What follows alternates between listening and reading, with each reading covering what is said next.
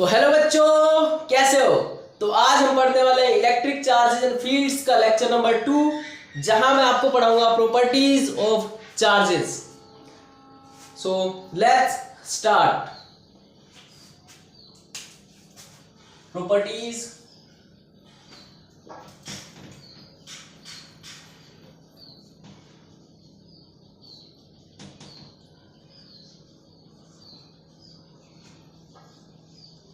Properties of charges. देखो, सबसे पहला जो आता है ना हमारे पास टॉपिक प्रॉपर्टीज ऑफ चार्जेस में, वो है स्केलर और वेक्टर का। स्केलर और वेक्टर। तुम एक बात बताओ, स्केलर और वेक्टर में मेन पंगा क्या है। स्केलर और वेक्टर में मेन पंगा है, पता ही है। स्केलर और वेक्टर में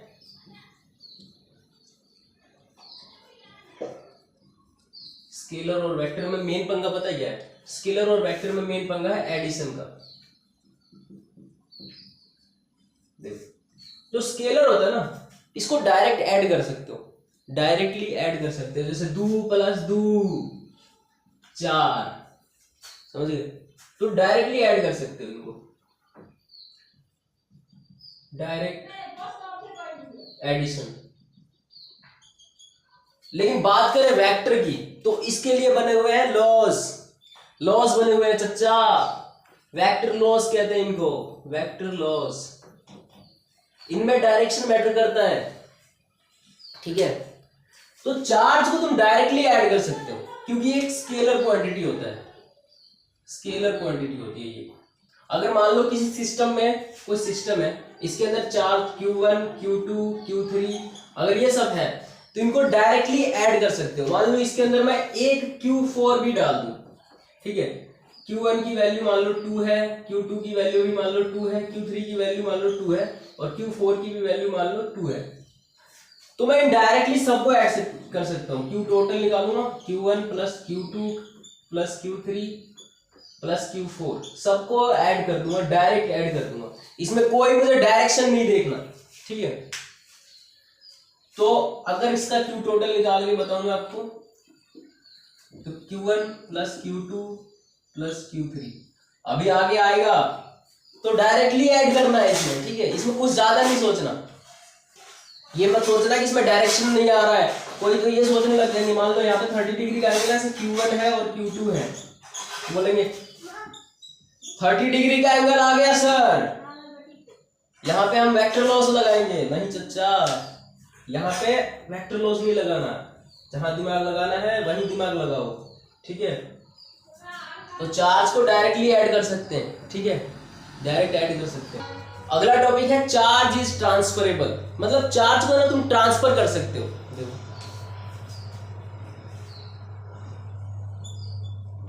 चार्ज इज ट्रांसफरेबल, ठीक है। चार्ज को तुम ट्रांसफर कर सकते हो। तुमने पिछले लेक्चर में मैंने तुम्हें बताया कि कोई भी बॉडी चार्ज कब होती है, जब इलेक्ट्रॉन एक बॉडी से दूसरी बॉडी पर जाता है। इसका मतलब यह है कि चार्ज ट्रांसफर हो रहा है, इलेक्ट्रॉनिक चार्ज होता है ना। तो चार्ज ट्रांसफर होता है ना, तभी दूसरी बॉडी चार्ज होती है ना। तो इसका मतलब यह है कि चार्ज को ट्रांसफर किया जा सकता है ना। Charge can be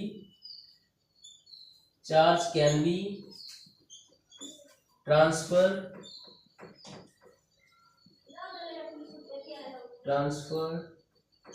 to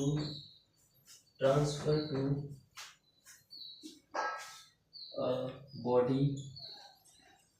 charge को ट्रांसफर कर सकते हैं एक बॉडी से दूसरी बॉडी में, ठीक है।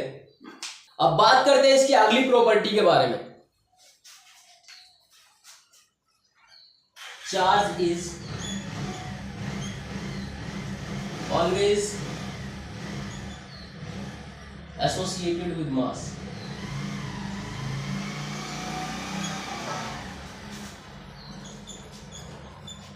देखो, चार्ज हमेशा मास के बिना चार्ज हमेशा होगा ना, तो वो मास के साथ ही होगा। कभी भी कहीं भी ऐसा चार्ज नहीं होगा जिसका मास ना हो। तुमने इलेक्ट्रॉनिक चार्ज पढ़ा, मैंने इलेक्ट्रॉनिक चार्ज पढ़ा है, उसका मास होता है 9.1 × 10⁻³ -31 kg, ठीक है।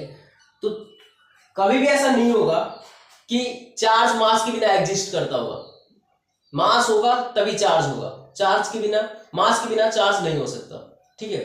लेकिन चार्ज के बिना मास हो सकता है, ठीक है।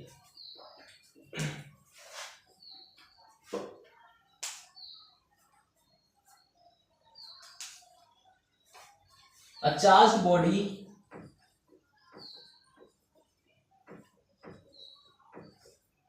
will always have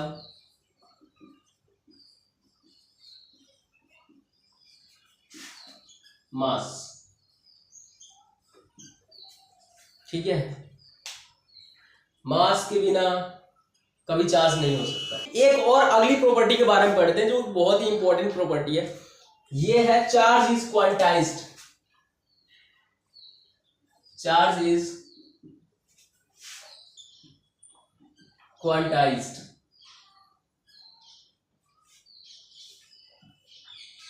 अब बताओ कि क्वांटाइज्ड का क्या मतलब होता है। क्वांटाइज्ड का मतलब होता है फिक्स्ड, ठीक है। क्वांटाइज्ड का मतलब होता है फिक्स्ड।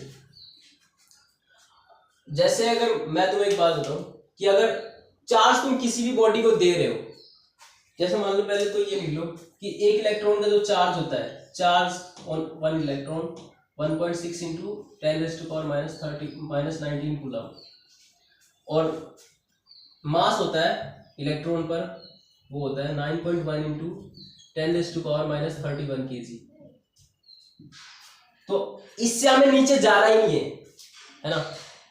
इस इलेक्ट्रॉनिक चार्ज से हमें नीचे नहीं जाना और इस मास से हमें नीचे नहीं जाना, ठीक है। ये फिक्स्ड है, ओके।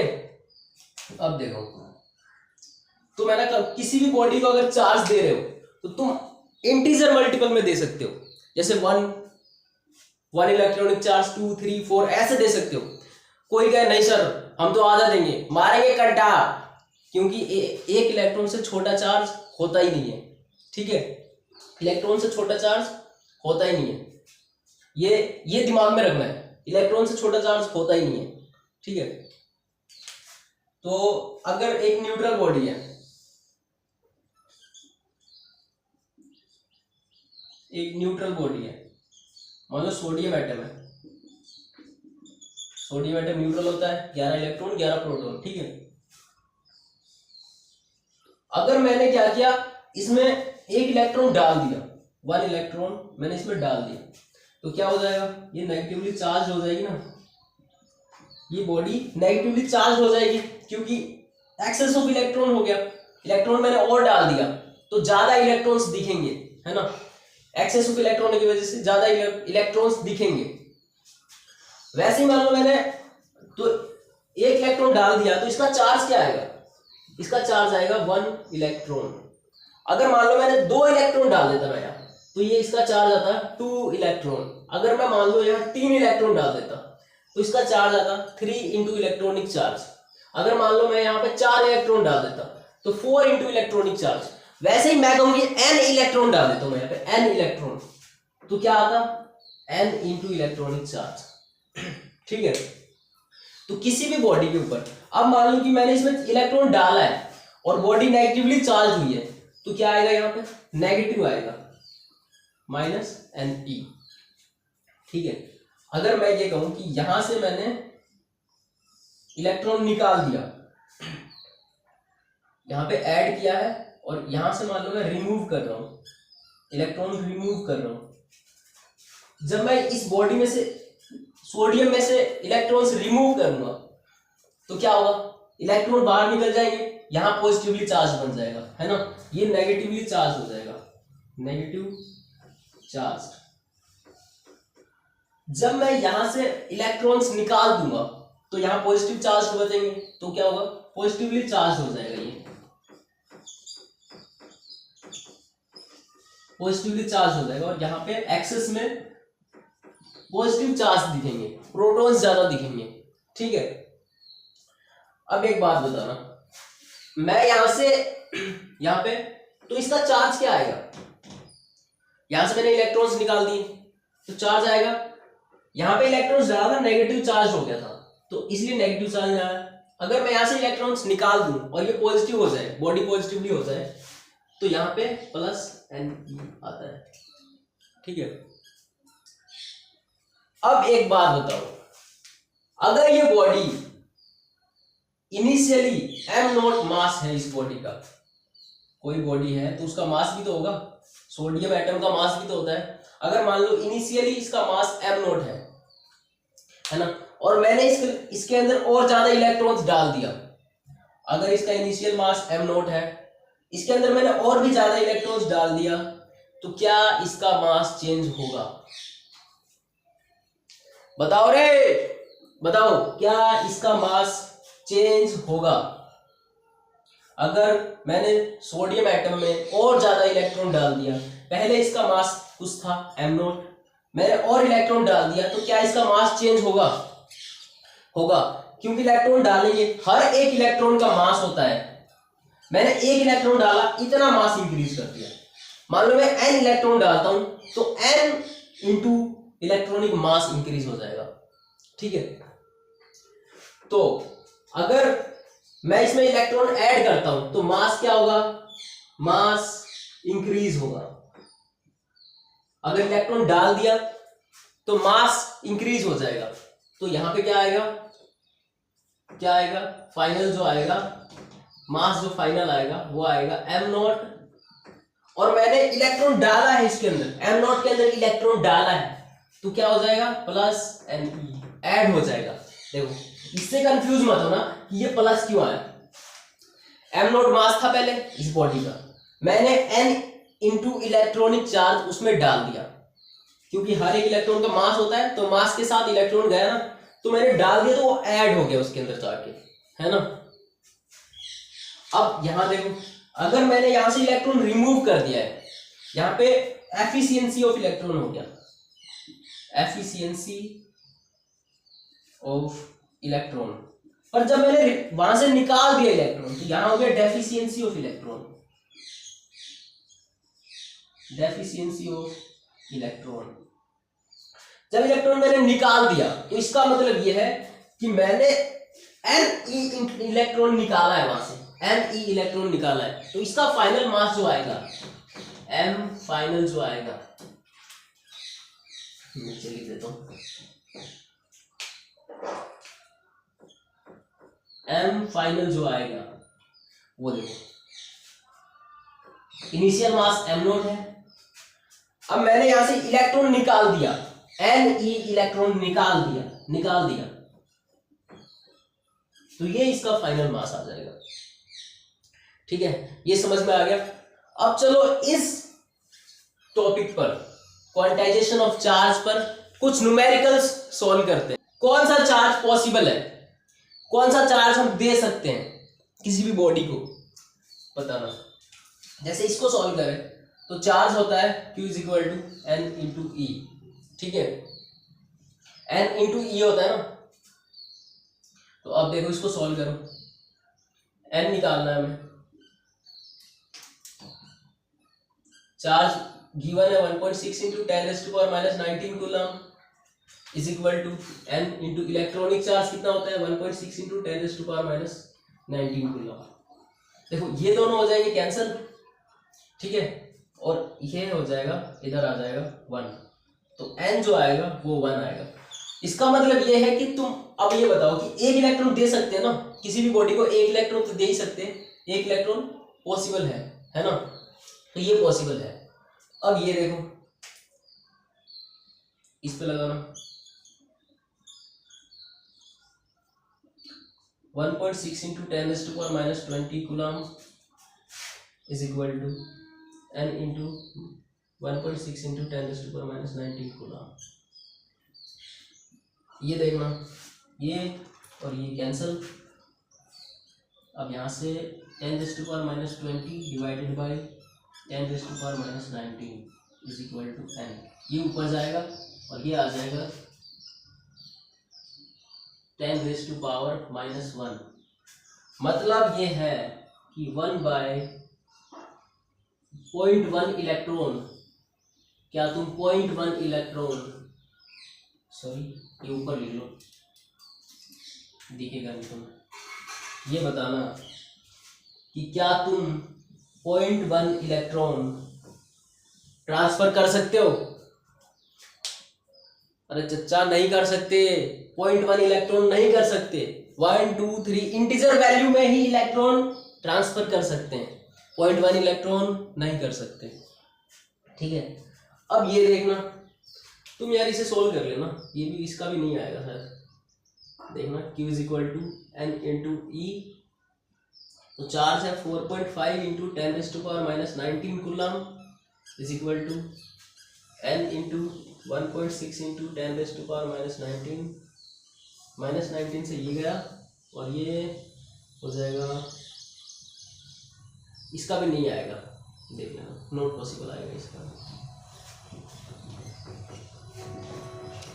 ठीक है, एक और प्रॉपर्टी के बारे में बात करते हैं, इंटरेक्शन ऑफ चार्ज। देखो अगर पॉजिटिव पॉजिटिव चार्ज है तो क्या ये एक दूसरे को अट्रैक्ट करेंगे? नहीं, रिपेल करते हैं। Same charge repel each other.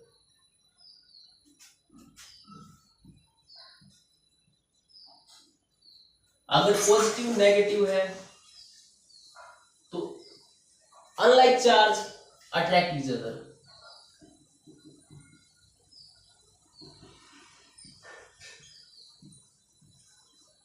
Same charge repel each other, unlike charges attract each other.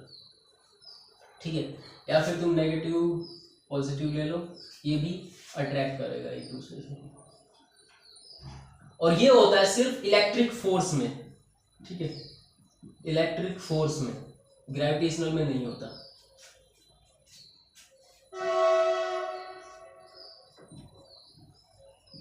जो हम पढ़ रहे हैं ना जिस चैप्टर को, इलेक्ट्रोस्टैटिक्स, ये सिर्फ इसी में होता है, ग्रेविटेशनल में नहीं होता। ग्रेविटेशनल में तो अट्रैक्ट होता है, क्योंकि कोई भी मास होता है ग्रेविटेशनल में, वो एक दूसरे को अट्रैक्ट करता है ना, by the property of their mass, gravitational force. लेकिन इलेक्ट्रिक फोर्स में सेम चार्जेस रिपेल करेंगे, डिफरेंट चार्जेस अट्रैक्ट करेंगे। Charge is invariant. Charge invariant का क्या मतलब है? देखो अगर मान लो 2 कूलम चार्ज है यहाँ पे, ठीक है, और 2 कूलम चार्ज यहाँ पे है, ठीक है, और ये मान लो अप्रोक्सीमेटली, मैं इसको क्या करता हूँ, लाइट की स्पीड से 3 × 10⁸ मीटर पर सेकेंड की स्पीड से इसे फेंक देता हूँ। अगर तुम चार्ज यहाँ पे 2 कूलम है ना, तो जब तुम इस चार्ज को बहुत हाई स्पीड से फेंक दोगे तब भी ये 2 कूलम ही चार्ज रहेगा। किसी भी बॉडी के ऊपर अगर मान लो चार्ज 2 कूलम है, अगर उस बॉडी को तुम बहुत ही हाई स्पीड से फेंक देते हो, ठीक है, तो चार्ज चेंज नहीं होता। कुछ उसकी प्रॉपर्टीज होती हैं जो चेंज होती हैं, जैसे मास चेंज हो जाता है, लेंथ चेंज हो जाता है, टाइम चेंज होता है, और भी कुछ प्रॉपर्टीज होती हैं वो चेंज होती है, लेकिन चार्ज चेंज नहीं होता। ठीक है, उस बॉडी के ऊपर चार्ज सेम रहेगा।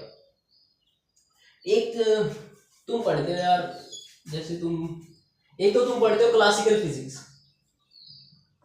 जो हम अभी पढ़ रहे हैं। ठीक है, मान लो ये एक बॉडी है, इसको मैंने, इसका मास m है और इसकी लेंथ l है। ठीक है, इसको मैंने बहुत ही हाई स्पीड से 3 × 10⁸ मीटर पर सेकेंड की स्पीड से फेंक दिया। ठीक है, तो इसका मास है ना, ये तो होता है क्लासिकल फिजिक्स जो हम पढ़ते हैं, और ये होती है जनरल थ्योरी ऑफ रिलेटिविटी।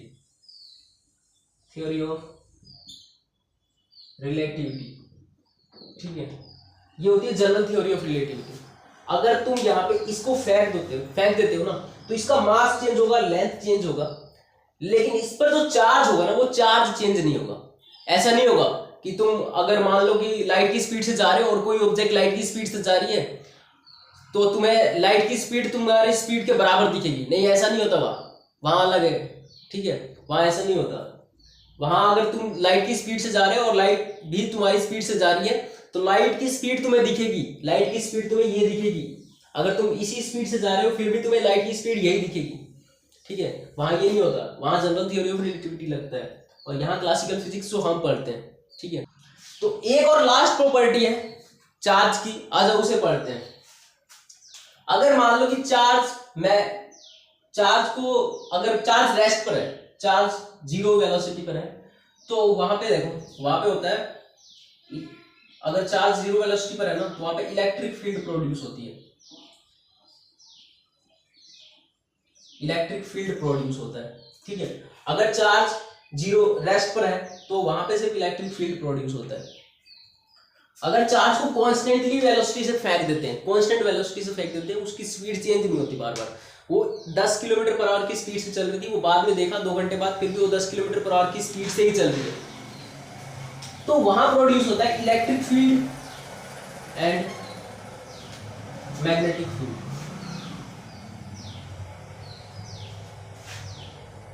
ठीक है। और यहां बनता है करंट, यहां बनता है करंट। अगर मान लो वेलोसिटी बार बार चेंज हो रही है किसी भी चार्ज की, ठीक है, अगर चार्ज की वेलोसिटी चेंज हो रही है बार बार, तो वहां प्रोड्यूस होता है electromagnetic waves, electromagnetic waves energy radiates करता है,